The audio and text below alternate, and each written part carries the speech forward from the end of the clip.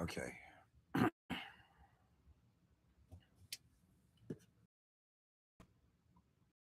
In the name of God, the most benevolent and the most merciful, in honor of the original unconditional moment that all conditional moments have arisen from and will return to, in the presence of the system admin of this existential simulation, the world host, the human species is on a very interesting path.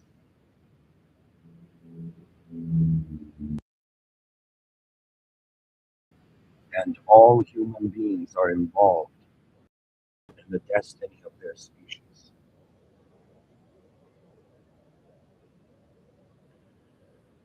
In today's lecture, you're not listening to just some tired person give a talk. You're listening to a very important view on the civilizational narrative, on the human narrative.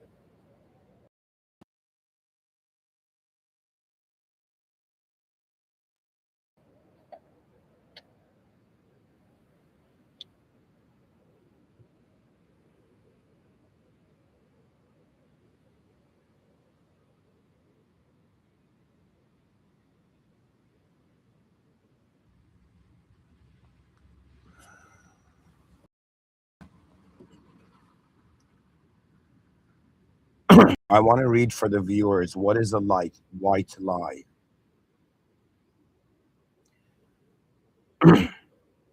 In Plato's Republic, lie, more accurately translated from the Greek as a noble lie, or geneion pseudos, is a myth or falsehood knowingly propagated by an elite, typically the rulers, to maintain social harmony, ensure order, and encourage citizens to fulfill their designated roles. Plato does not advocate for lying for selfish reasons. Rather, he views the noble lie as a necessary medicine for the good of the state. She asks Plato's noble lie. The purpose, the primary goal is to foster unity and convince citizens to work together for the good of the whole. It is used to justify the social hierarchy and prevent political upheaval. The myth of the metals. The most famous example presented in Book 3 of the Republic is that all citizens are born from the earth and possess a specific metal in their souls, determining their social class. Gold for rulers, silver for soldiers, auxiliaries, and bronze iron for farmers and craftsmen. Next point, a necessary medicine. Socrates, the speaker in the dialogue, compares this lie to, in quotations, drug, or in quotations, medicine, pharmacon, used to influence people for their own benefit and for the benefit of the city. Who tells it? Only the rulers, in brackets, philosopher kings, are authorized to lie, and only to serve the state. The ordinary citizens are not to tell such lies, as this would be subversive to the order. Then we have noble versus true lie. Plato makes a sharp distinction between a noble lie, a beneficial artificial fiction, and a true lie, a lie in the soul, which is to be ignorant of the truth of one's own life, which Plato considers the worst possible evil. Yeah, guys, you know why Plato considers that? Because if you are not, but now if you've reached a moment where I'm saying to be honest with yourself is to access the original data and information of your life.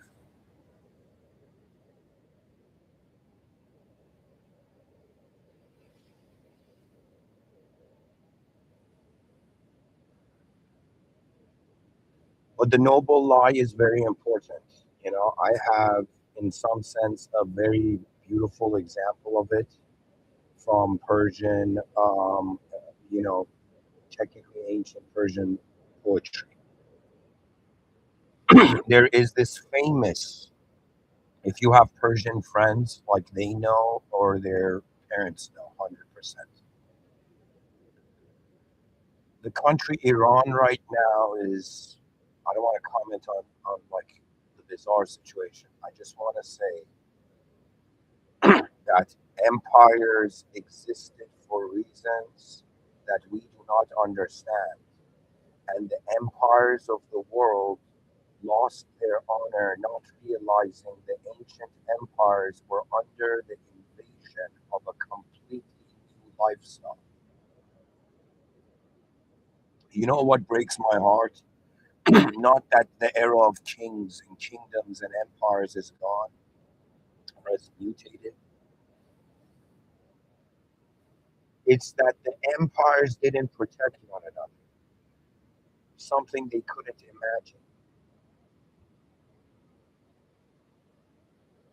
Anyways, there was this Persian poet from 800 years ago by the name of Attar of Nishapur.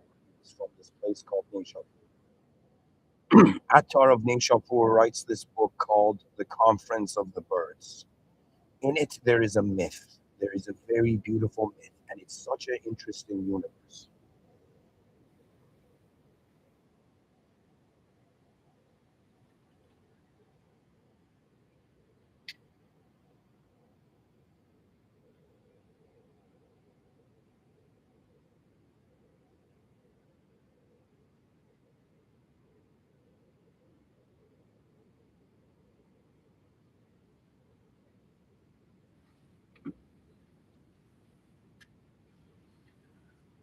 He speaks about how the world was filled with birds. No, it's not, I mean, it's a fiction.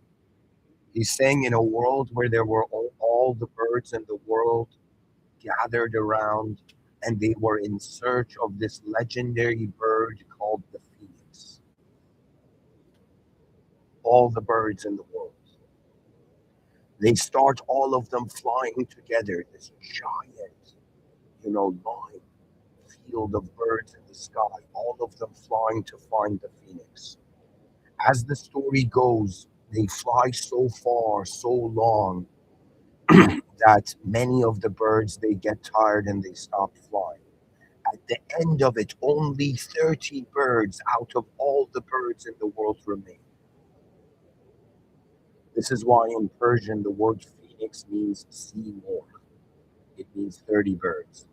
And these 30 birds that have demonstrated endless endurance in the presence of circumstance, they have gone to the far ends of the effort of their purpose. These were the 30 birds that had to see the phoenix. They were not there because they wanted to see the phoenix. They had to see the phoenix. And these 30 birds, at the end of it, realized they together are the phoenix. And so the phoenix was a noble lie. It was a white lie to bring forth the advanced in that context. Now, somebody might say, Mr. Within, why should you lie in this world? And it's a very good question because you shouldn't. But what if the world is a lie? How do you stay honest in a lie? You know, these white lies, they have filled civilization. There has been many. Most human beings are functioning under the white lies. You're living in a noble error. You're living in a simulation. But I'm not just throwing that word around. I will explain it to you.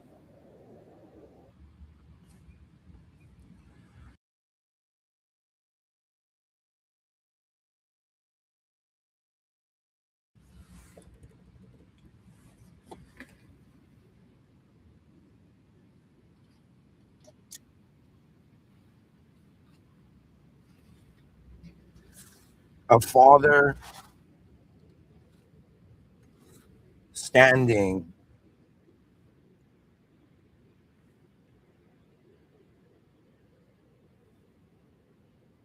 in a building holding its kids' hands,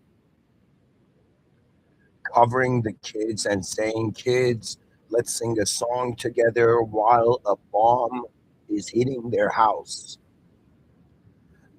That father has no choice but to shield his children's reality from the chaos they cannot comprehend. That is the biggest task of the human species. It is animals and the cold blooded, okay? It is cold blooded species that eat their young. You have frogs eating tadpoles. They hurt their young, they don't care. I saw a walrus mother throw her walrus son out of the way in a way that I think might have hurt the son, right? Animals in nature, they do not have access to the way we acknowledge value. And I want to tell humanity that, oh, my beloved species, somehow our ancestors managed to create a couple, like around, let's say, 500 years, it's probably less. They managed to create a noble, a white lie zone, okay? And everybody in the world had to. It's even beyond them. Let me explain it this way to you. We got a reference point of what a peaceful species to a certain economical class all over the world, not the elites, the middle class, you know, even the lower class is still humanized. Lower than that, you're seeing dehumanization. Okay. What does this mean? This doesn't mean you're not human if you have nothing. It means that to be human is an algorithm. It's like a game. Okay, guys, we're watching a game here. There's some people who play the game and they play it earlier than the others and they define what it means to win in the game. The biggest issue with humanity is value, like how you see the values and how you adjust the values. This is all of life. Anybody, thousands of, like, there could be masses of people telling me, Mr. Within, it's a conspiracy. There's odds are against us. This isn't it. Do you know? And I will say it's like a general that has assembled an army and you're walking up to the general and you're saying the kingdom you want to defend is not worth defending.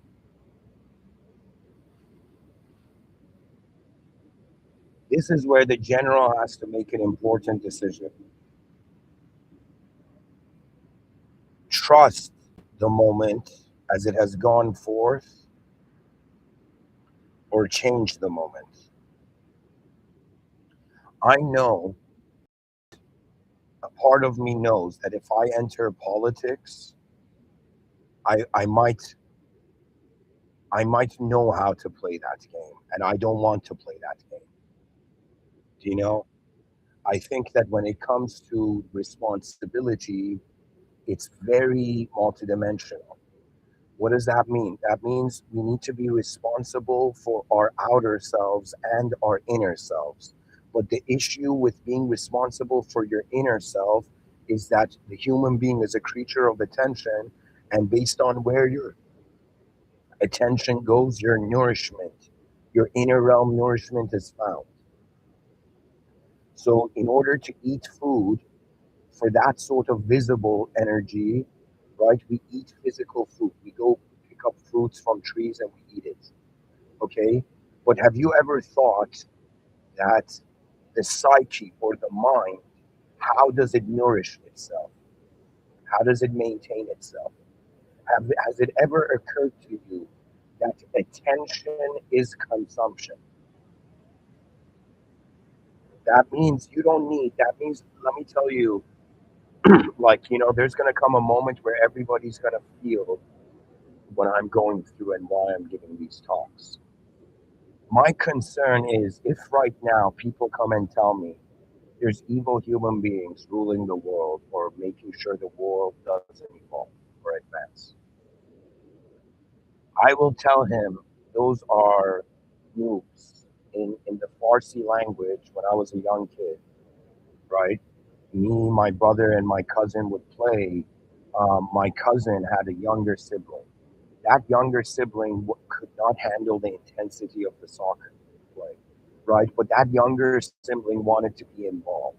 So that younger sibling would, everybody would say, okay, the younger sibling's in the game, but it's no, right? Which translates into the word chickpea, which means they're not really in the game. That means everybody in the game doesn't acknowledge them as like as an equivalent value in the game. They're in the game, but they're getting an easy version of it. Everybody's avoiding them. All the intensity is judging them. Do you understand? Okay, and to that kid, everybody is lying to that little kid. That means that little kid, just like how if you had younger siblings, I had a twin brother. That this is not possible, but if you had younger siblings, it's like you would give them a remote control of like a PlayStation One that wasn't connected, and your remote control was connected, and they would think that they're playing the game, right? You know, believe it or not, a majority of human beings are no. They are chickpea, let's state of consciousness. Okay? Not only are you living in white lies, but you have to tell yourself a white lie to be able to have some sort of grounded ethical nature. Okay? Do you know? And we have to realize we've reached a time where if you wanted to explore and access the world, you had to physically journey there. You had to legit get on horseback, ride to a distant town to read a book which you would have to memorize by reading it once, right? And then like get on horseback and ride to the next town to find the next book to truly figure out that it's not that people run lives to run the world. Events run people. What runs the event? The ideology. Therefore, every person is the manifestation of an idea. Okay? You understand? Yes, your body is human, but the way you use your body is actually so dehumanized that the fact that we've been able to hide it or ignore it has been genius. That means there has been a level of of genius diabolicalism on this planet that I've looked at and I'm like, what the F am I looking at? How is it this aware? So it is very obvious that usually, like, think of it this way: anything a person wants to control, they tend to want to control lesser dimensions. Do you understand? Like people on this planet, it is easier to hurt the weak. It is easier to disrespect the weak. Isn't that the case? And we're living in a world where politicians start up and they're like, I want to change things, bro. I want to go and become the president of a nation. But little do they know that power actually has its allegiance to its most free vision. It doesn't matter if you're good or evil. Like, do you know? Like you're listening to a human being that has been given a very rare permission, not by any manifest entity. I will be honest. It took me a while to figure it out, but I figured it out. I am actually, I will say it from a yogic perspective, but I will also explain it to you how currently I'm Muslim, and I will explain it from there.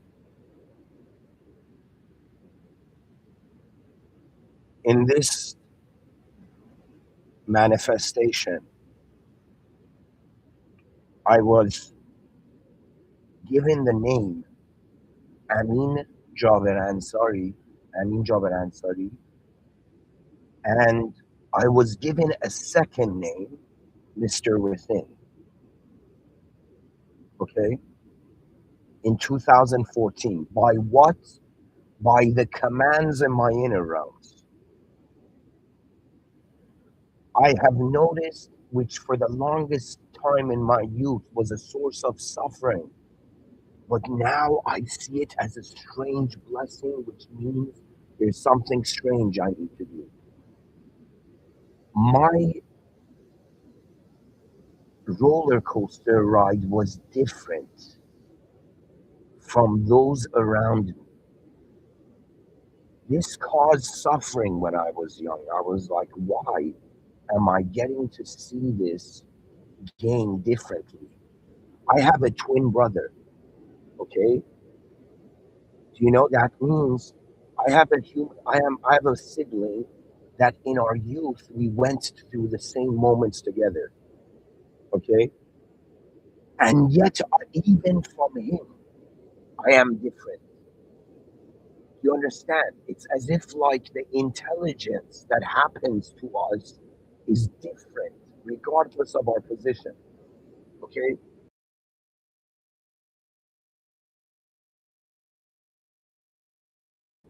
In my youth, I experienced exile, inner realm exile.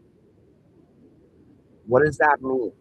Do you remember that scene from Dragon Ball Z, the anime, where Vegeta goes into like this like gravity chamber?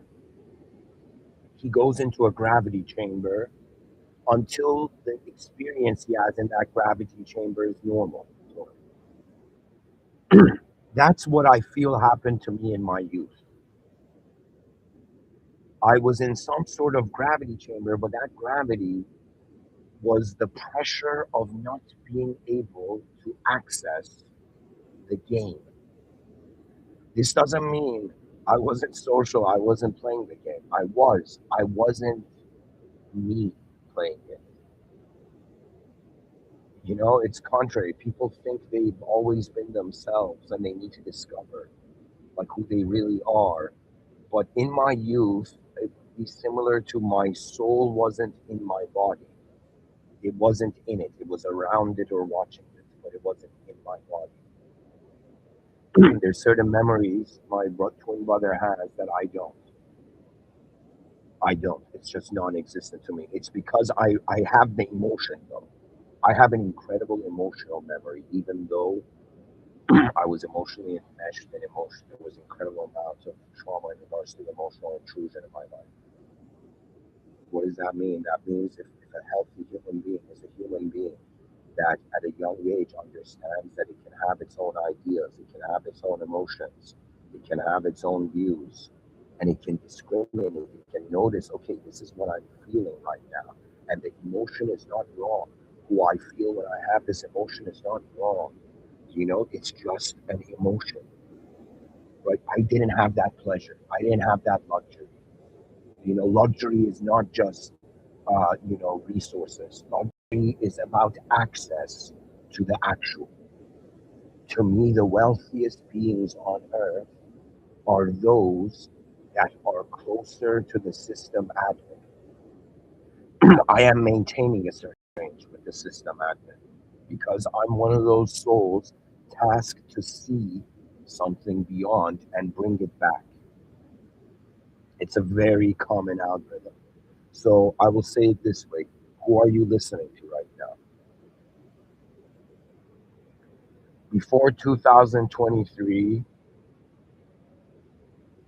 you were listening to someone who considered himself to be a Vishnu worshiper.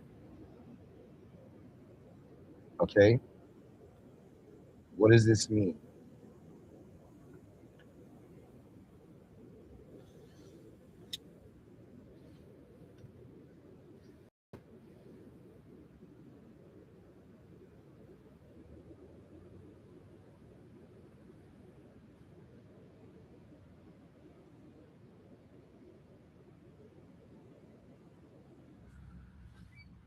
I will tell you a story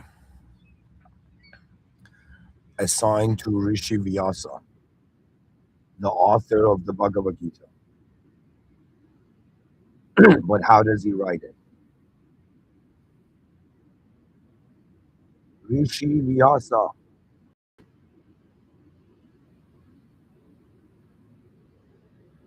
back in the day, at a time where people didn't even care about learning how to read, he was second prince to a king. and he was the prince that chose the the royalty of the hermits.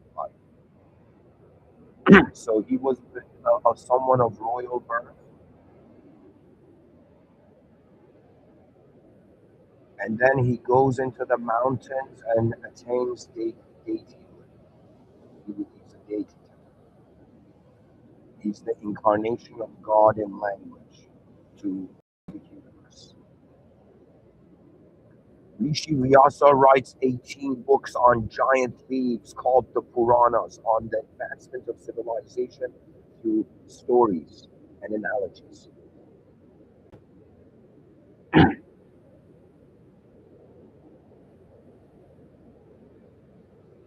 After he writes the 18 Puranas, a higher being, an angel, appears to him. An angel comes to him and says, O Rishi Vyasa,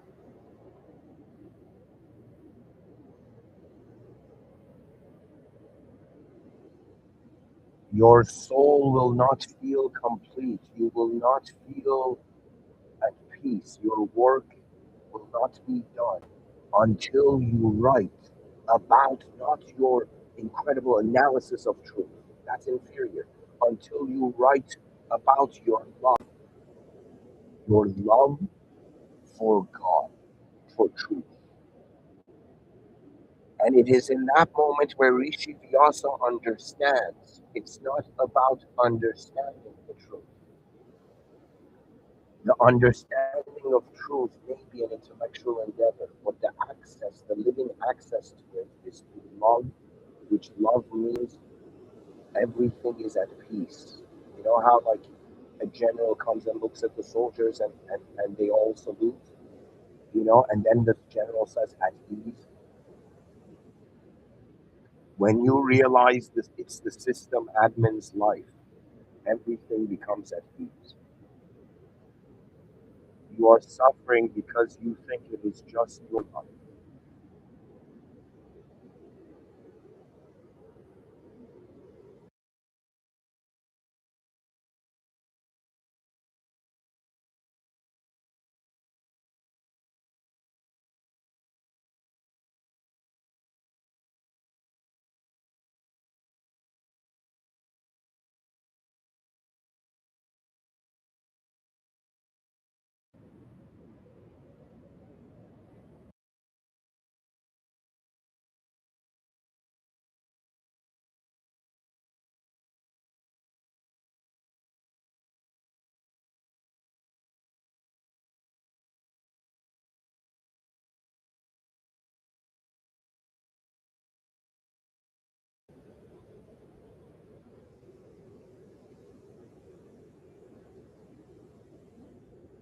In other words,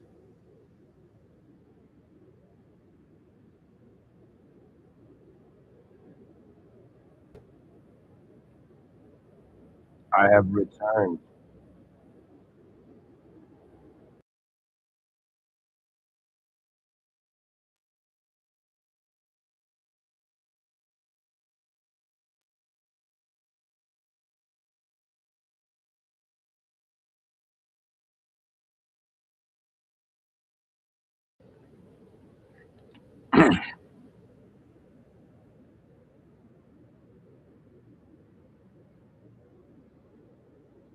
And in this lifetime, refamiliarized with what the monotheistic traditions will consider as Archangel Gabriel, Jebril.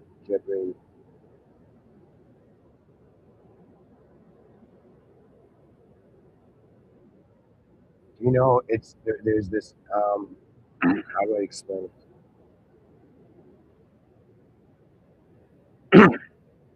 Pretty much think of it this way. There's an intelligent presence to the realm that is actually energy that is aware of itself.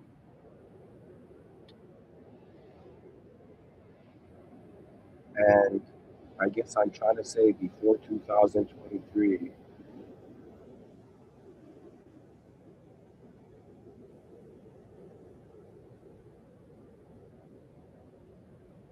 I was a being that felt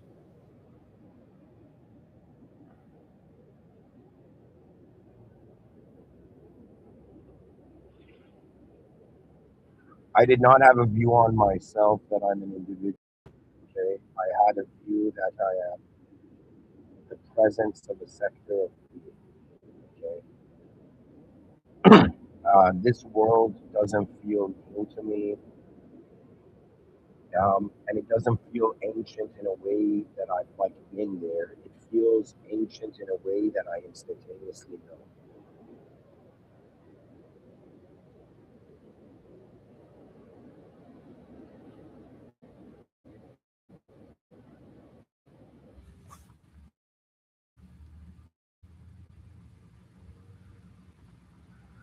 Anyways, to continue, I have lived 12,500 days on this planet. That 12,000 is so think of it this way.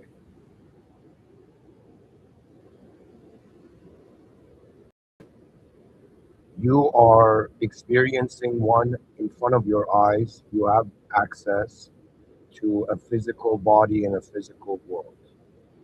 Your outer life is kind of obvious, but your inner life, if you were to think about how many different ways you have activated this physical body, and with how many different inner intent, inner events, or inner visions that have guided it.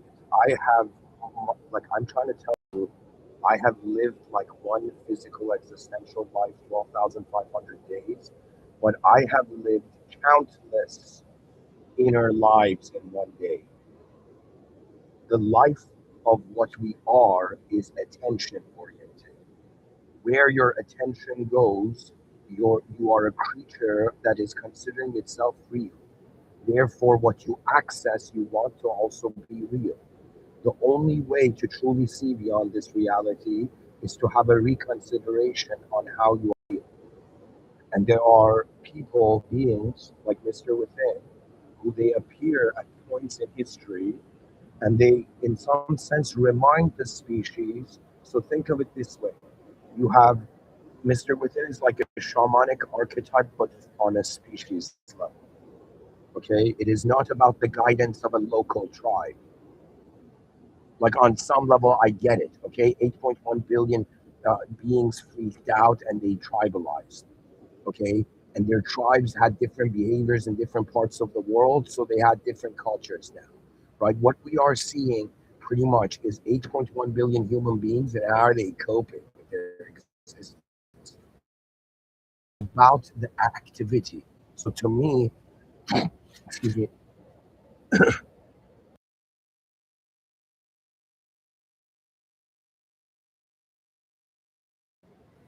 I have like my heart and mind each having a different opinion.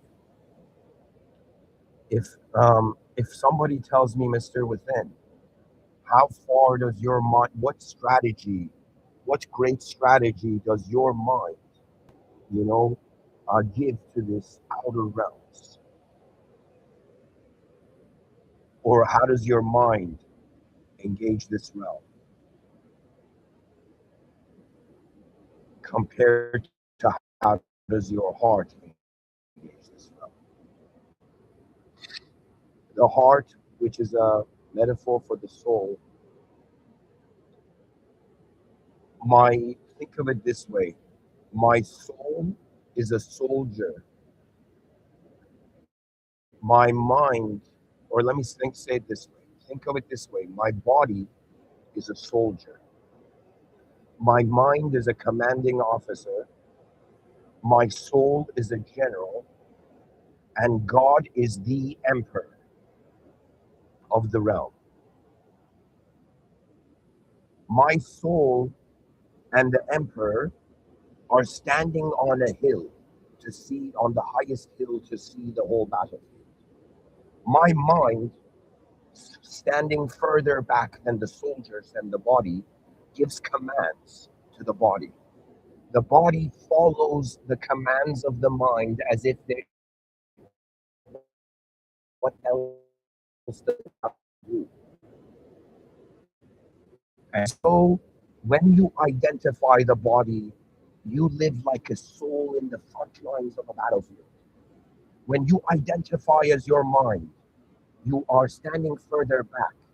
You are commanding yourself in the field, in the battlefield. And when you are the soul, you realize the soul's value systems are not the mind's value system. The soul's values are not the mind's values. The mind might have concluded that power and control makes everything easier, but the soul knows that it is not the mind's jurisdiction to act like a general. Do you know what the general does when a commanding officer thinks that they're a general? The soul puts the commanding officer in its place. In the same way, if your mind does something wrong, you punish yourself. It's called guilt. And guilt is a sign that there is a part of you that still is being responsible. Something like you cannot just live in a moment where you went off rhythm and you stayed off rhythm. That's technically what is hell: absence of greater access and looping in ignorance. You know, children, they say in religion, from the religious view, go to heaven, right?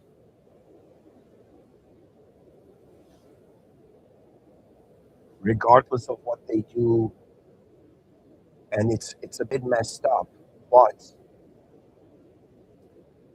I have realized that the true nature of human beings is the realization of the divine nature of the world.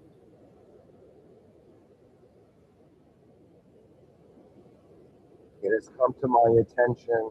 I've known all this, but I've always known that the world started from savageness. People were effed up.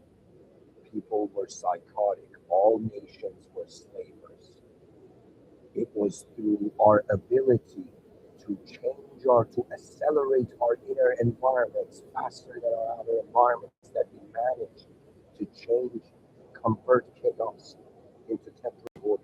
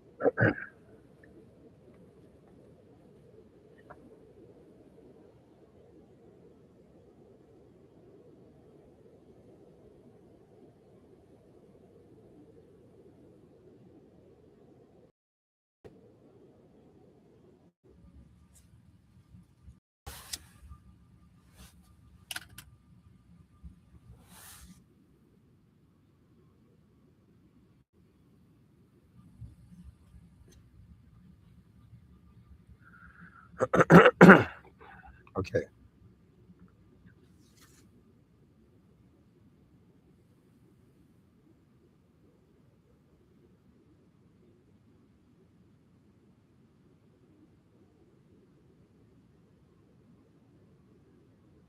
There's been moments I've identified with the ancient presence of how energy is just instantaneously being, and the knowing of that is far superior than any analytical way that a personality absorbs information. On some level, I'm a member of the human species, and I am seeing our species being distracted. Seldom is this said, the biggest distraction in the world is ourselves. That means ask yourself, if you were not who you were now, what else could you see?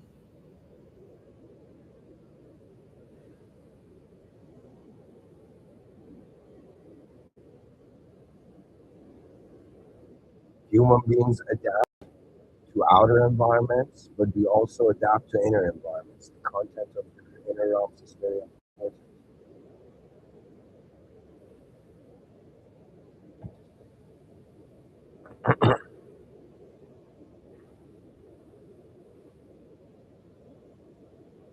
Let's zoom in on the white lie. I just wanted to say that a part of me feels it's fulfilling not just a humanized role, but something deeper. Okay, it is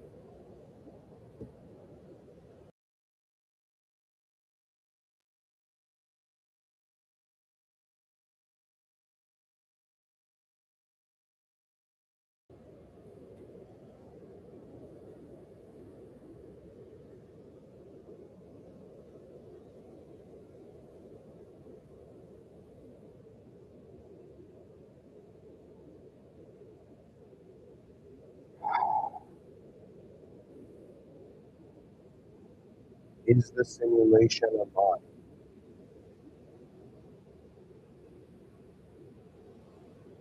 What is real about what is here? My body is simulated for some time.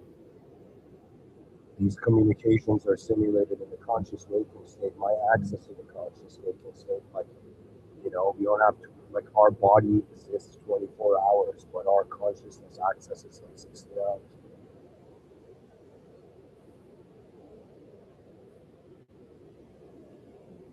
It's simulated. The language we use is simulated. I didn't create these words. I've created a bunch of these words.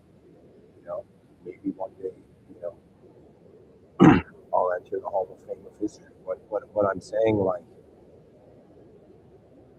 it's simulated. The language is simulated. The only thing that appears to me is real is the instantaneous activation of effort, movement.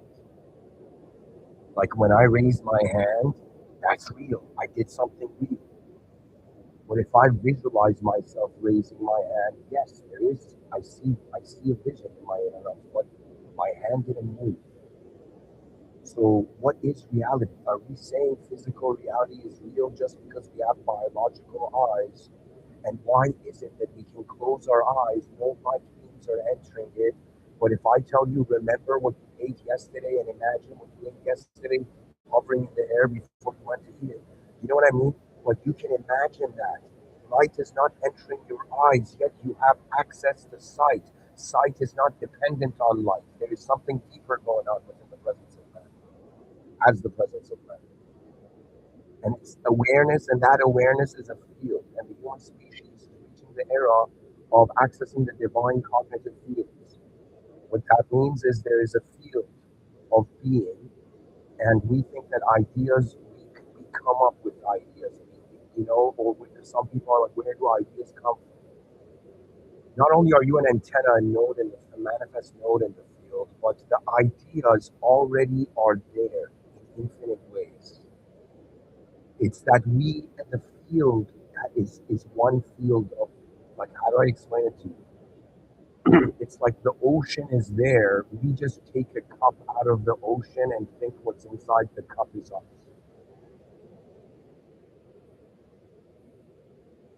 It's like, if, like, here's a good question. If you throw like a glass cup in the ocean, is that glass cup full or empty?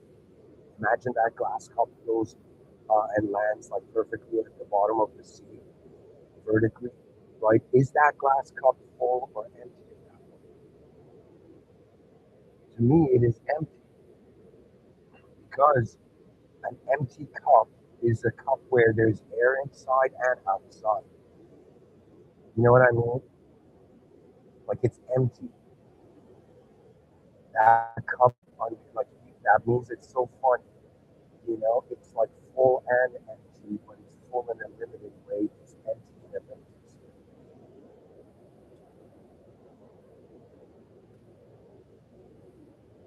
This is going to be Mr. Within's, cup at the bottom of the sea challenge. You know? Is that cup philosophically empty or full? If I become a billionaire, I'm going to start the philosophy millennium courses. The winners, anybody who can prove those views, they get like $1 million, just like the millennium questions.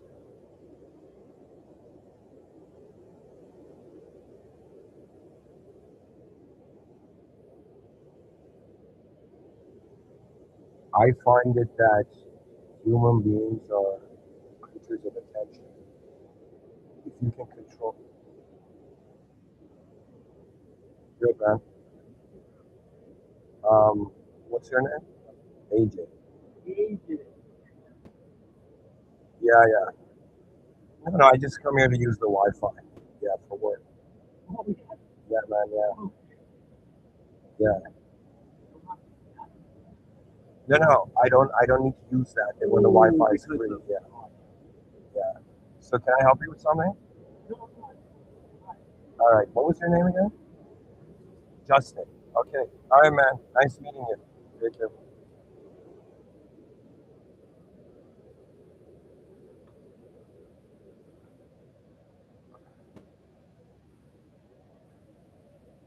All right, guys. Back to it.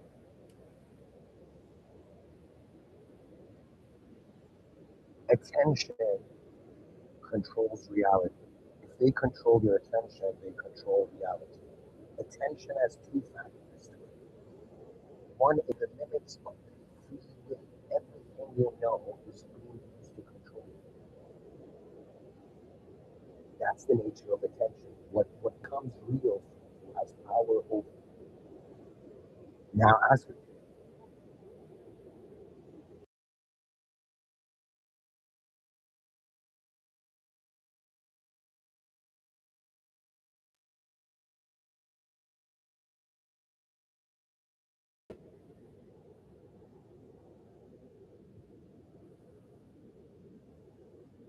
Anyways, to continue,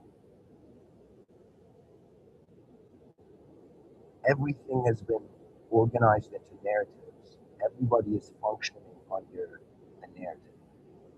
How you customize that character in the narrative, a certain range of it is in the domain of the free will, and the majority of it is being automated. Everything you see in the world technically is being automated before man became conscious as a reference point to relate everything, to reference everything to that point. So all of life is kind of like we keep ourselves here in this objective individualism, and then we become this subjective individualism. This subjective individualism engages all of reality and starts converting it into the subject. So, in other words, human beings are not experiencing existence, they are experiencing the subjective representation of existence being more real than the existence itself, right? And this divides the world, as if there are those who are seeing existence first, then the realities of experience, and then there are those who see experience first, and then the realities of existence. And so, because we're human beings, and in regards to our subjective experience, this is the whole thing with the hard problem of consciousness, right? We cannot explain why, like eating something tastes that way or feels that way. We can, like, how do I explain it to you? We cannot explain why we have subjective experience in the same way that you cannot explain why existence exists just limited to what's in existence. In the same way, if there was a box and you were inside the box and there was stuff inside the box, you cannot explain outside of the box from inside the box. Therefore, everything inside the box is a simulation in contrast to the whole unknown picture. Ultimately, I thought that advancing through civilization was as simple as being like, yo, everybody be nice. It's the unity of species. So I thought, like, yo, man, you just gotta get everybody working together. Little did I realize to manage anything for humans is to manage unknown beings, unpredictable at any moment. Do you understand? They can change. There are companies who have loyal employees, big, gigantic companies, right? And the guy's been in there for years, right? And then the guy ends up being a spy for another company, ends up changing it. The attention goes to what has value for him. Of course, the system's designed based on what we get out of it. Every engagement, every effort, everything where our attention goes to. It has to do with are we getting something more than we're losing? And this mentality has shifted, has made civilization into a lack mindset. You understand? Now there is actual lack because rather than all the resources being given to everybody on the planet, they are centralized. You understand? Like, look at cities. Look at what happened in the industrial age. We were nomads, just people moving around in the world. That's nomad consciousness. Okay. Then we went to agricultural consciousness. We were like, yo, bro, we're just gonna settle somewhere, build shop. And then industrialism came. Okay. Technology began shifting the naturalism of human interaction. Okay. And people went from what do you call it?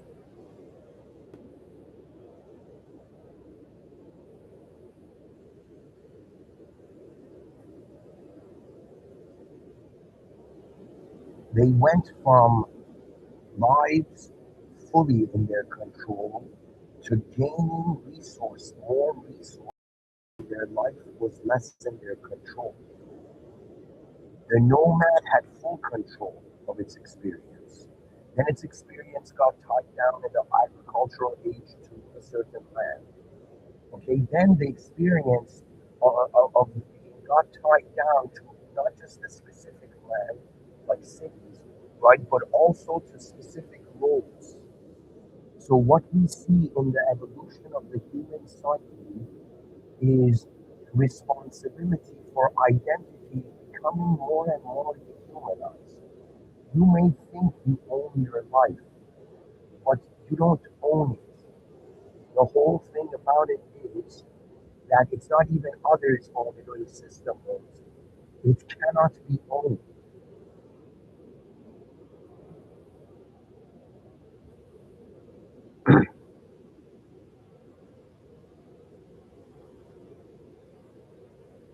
Think of it this way: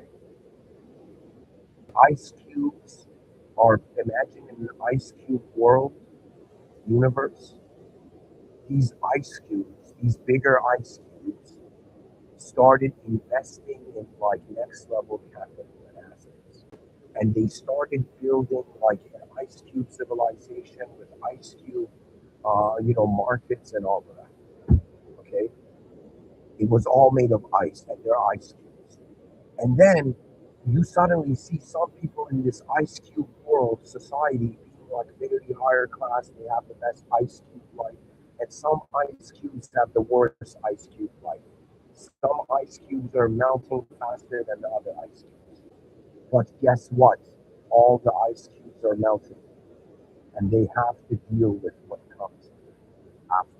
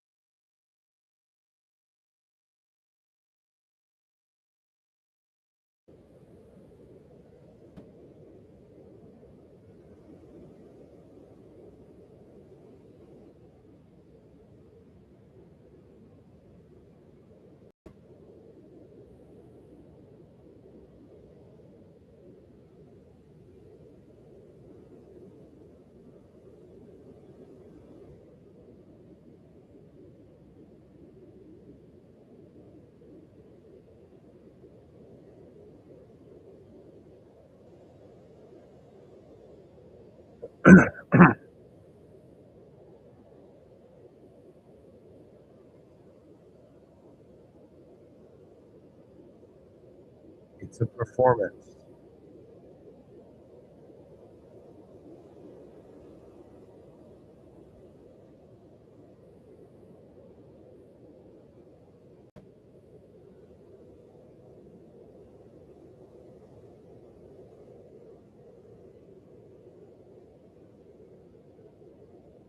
The white lie is believing the simulated as real,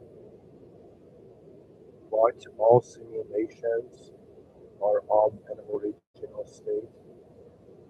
It's like the energy is real, but the forms are not because they change. It's like, am I an expression of energy right now, or am I? Is there some sort of transcendental story? It's an opportunity. Imagine they're like, yo, man, you step into this door and you will suddenly find yourself in an unknown world as an unknown being, and the beings in that world have gathered together to create some system of knowing. How accurate is that system? It's not accurate because the system's too big.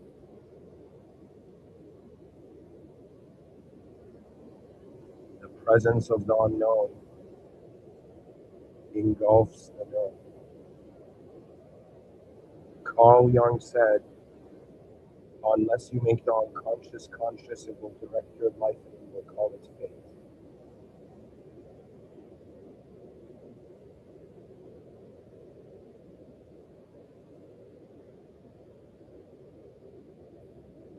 Sure, he meant that as a conscious entity, you need to bring into your consciousness all the stuff that's happening in unconscious. But that's impossible, technically, because an individual cannot process, an element cannot equate to the whole system, cannot comprehend the whole system. It's just an element in the system. But I think what it is that part of us that is being, like right now, I'm not just being a human being. How dare people limit me to a human being? I am being the presence of the world the same moment as I am being a human being given a thought. All of us are. This is why when we do something wrong, when human beings are wronged by each other, they are wronging their world. That's not a human being you're wronging, that's a part of the world you're wronging. And it's all about stewardship, all about the advancement of responsibility levels through greater identity. Cells form tissues, humans form nations. Eventually, the whole body needs to be recognized. We are humankind, mankind, earthkind. We are humankind as much as we are earth.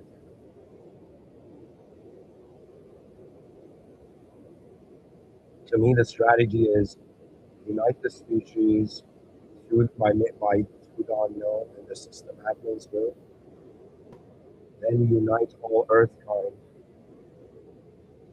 then unite starkind.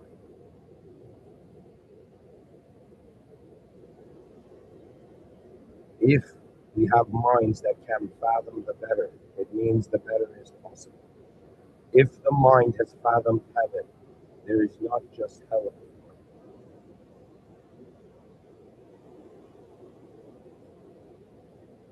In the same way somebody talks about skydiving and somebody has had the experience of skydiving, it's the same with freedom of being. You are not free if you are known. The cost of being a known entity is freedom of being. The cost of being an unknown being is to be free beyond shapes. That means everybody's identifying with shape. I'm here being like, yo, isn't it weird that it has shape in the middle of what appears to us as nowhere or the unknown? And the second thing is, why is shape the definer of real value? Isn't the shape moving in a space? Isn't the space more ancient? Isn't the space appears unconditional and form appears as the condition? Technically, space is the hidden condition to form. And it's like, if what that means is like the hidden condition to the ego is the realization of a presence of the field of intelligence. And that is key. Anyways, thank you for listening, folks. And there will be a Discord event at 8:45 p.m. EST, Eastern Standard Time.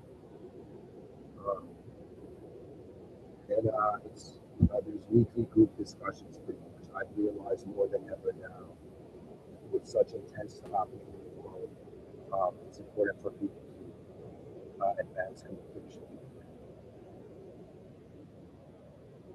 The future of humanity is not something beyond us. It is our living responsibility. Who are you and I to attend the greatness of our species, the presence of the God? That is the greater good. All these nations at war, this is species, civil war. Species level awareness is key. And from species level awareness, you're gonna see, like right now, there's individuals that are like, oh man, I have a spiritual experience. You're gonna see collective spiritual experiences. That's what really um, uh, the supernatural is. Okay, it's like even the myth or the archetype of the flying saucer. That it's like the flying saucer is the collective hallucination. It's like all of us are hallucinating something together, you know, right? And it is the case that what is processing reality is providing process reality. We're not accent. We're not like what we think is real is not reality. It's processed reality. Just like when you go buy food from a grocery store, it's processed. Anyways, folks, I hope this was interesting. And the issue is not that the white lie is okay. The idea is simply this, that I think it was Aristotle. He pretty much made it clear. Like, you shouldn't lie because you're going to waste energy. And also, you're wasting your time in this situation. Why? A person who lies has to remember various situations. And when you realize you've been given a presence to be it, then it's very easy to be honest. It's just what's there. That's what youth doesn't have the power. They realize years later, you know, that it's okay to be.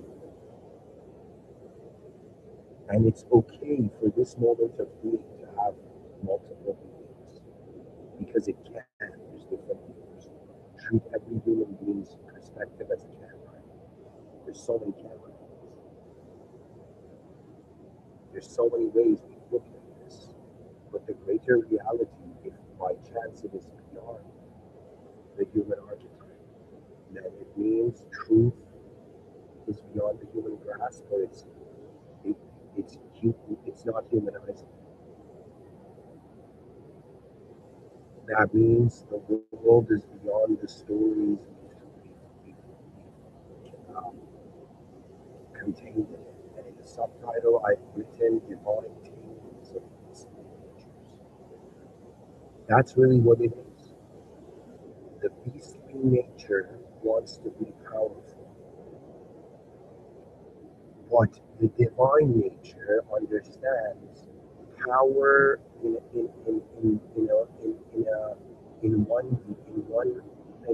in a person's own world denies them of the power. That means, like so many villains that have been defeated in, let's say, history, their defeat has been their enlightenment.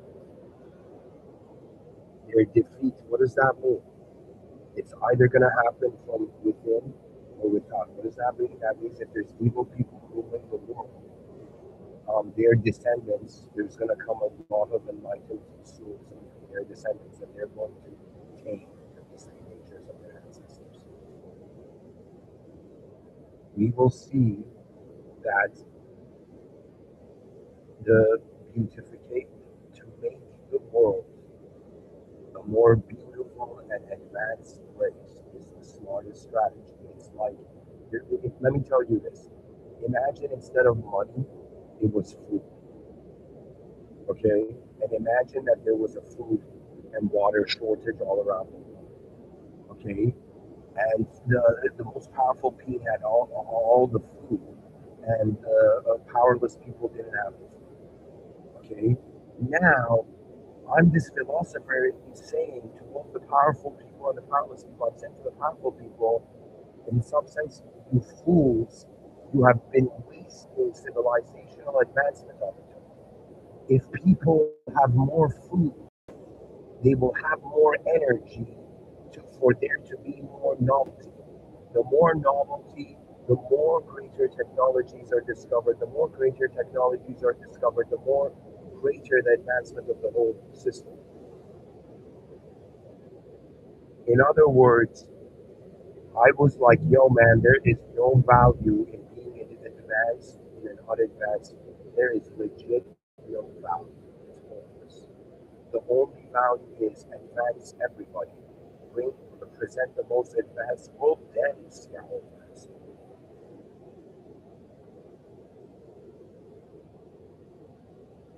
I say this with a smile. Anyways, folks, thank you for listening, and I'll see you this evening. And the difference between looking from the heart and the mind, my heart is in the presence of a higher power. It's not the declarer of the ultimate. It's adaptive. But truth is like a completed moment of being. We are incomplete. Just to realize how complete it can be. In other words, this is not God talking to you, okay? But this is a God commanded moment occurring. And the emperor is beyond reality itself. Systems inside systems until we realize energy was free beyond the conditions of its setting. Beyond the settings of your simulated life, there is the clarity of an update.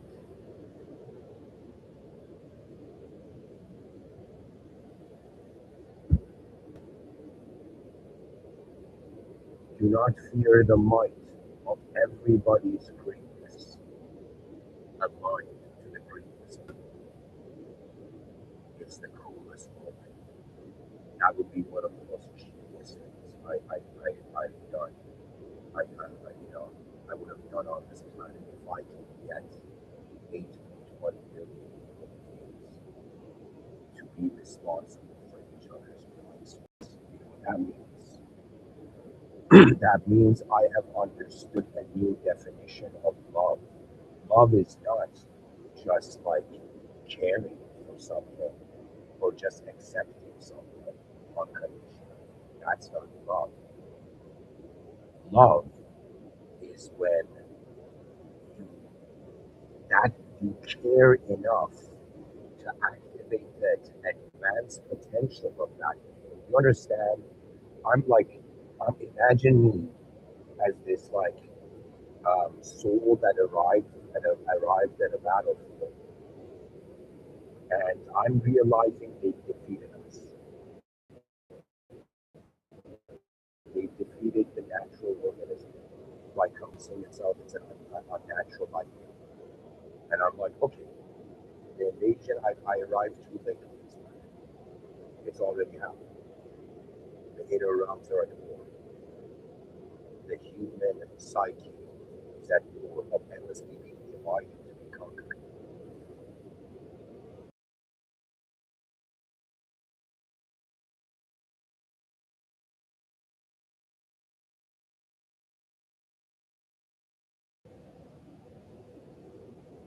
The white lies are just like backup systems. In reality, we all know what gets our blood moving is intensity. Intensity of the moment's experience. intensity of the experience of the whole moment. The divine is of an intensity that it's like a room that just like you take your shoes to enter a mosque, take off your shoes to enter a mosque, whatever, you know?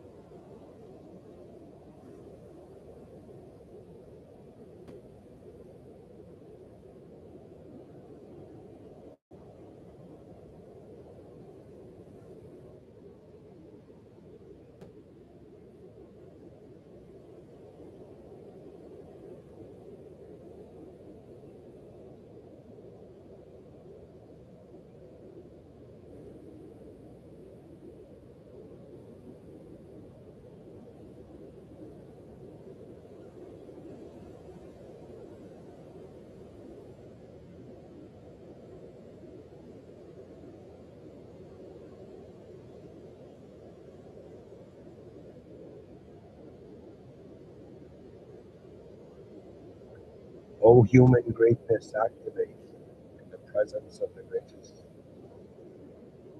Thank you for listening. In the name of God, the most benevolent, the most merciful.